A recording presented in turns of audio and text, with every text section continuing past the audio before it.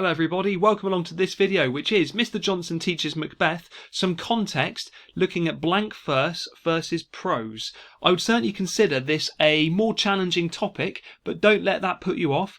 It could be accessed by anybody, but if you're writing about this well when it comes to your responses in Macbeth, then you're likely to see yourself gaining some of the higher marks, because this is really looking at some very fine detail and showing some really strong understanding of the play if you're doing so. The play, of course, is part of your GCSE English Literature. Paper 1 Section A is where you'll find it. So without further ado, let's have a little look.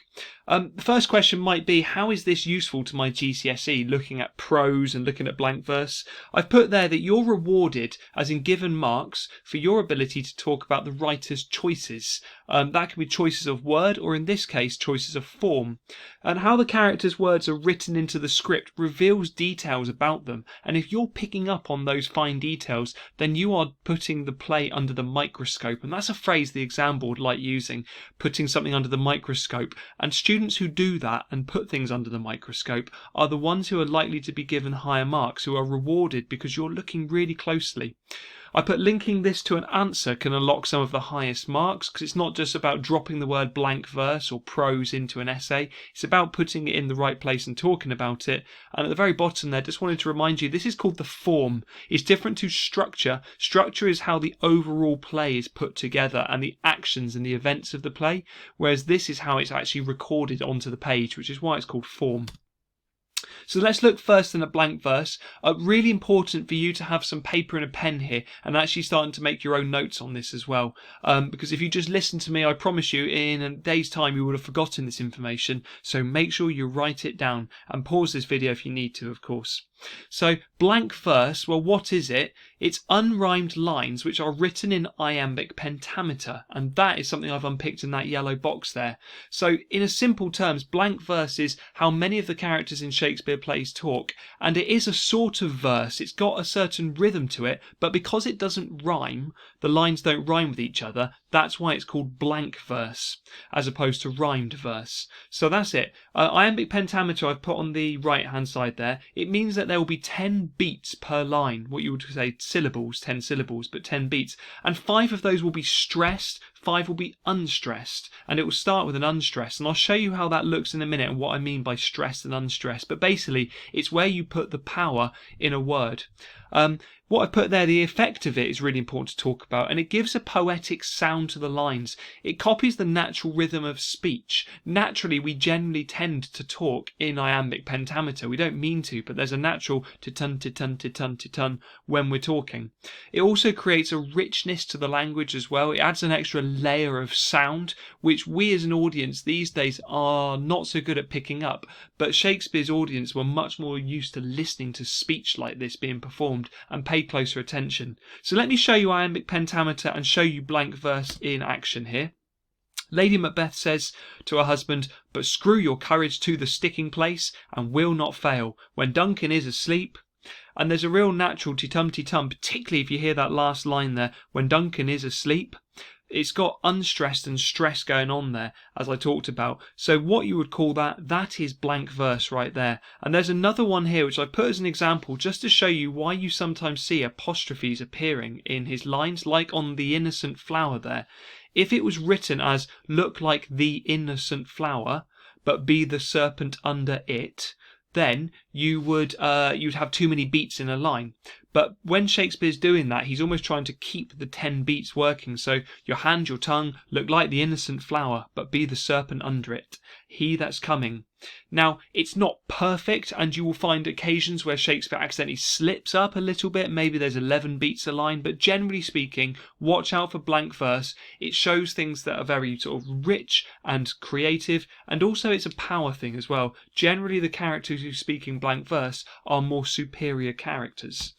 And the opposite to that, it might be called prose. So it's language without any specific rhyme or rhythm to it. It's almost what you might call natural speech in some ways.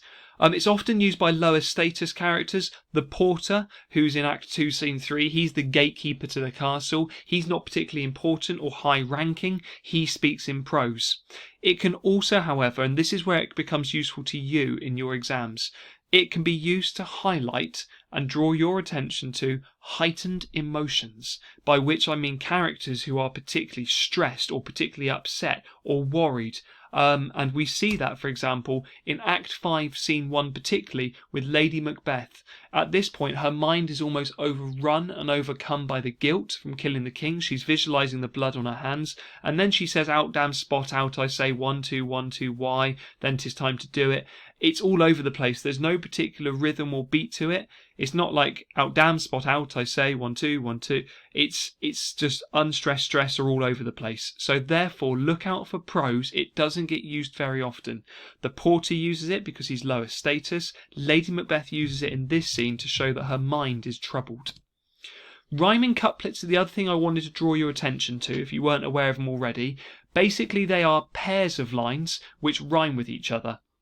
They're often found at the ends of scenes, so you aren't getting many lines that rhyme with each other in the middle of scenes, except from the witches.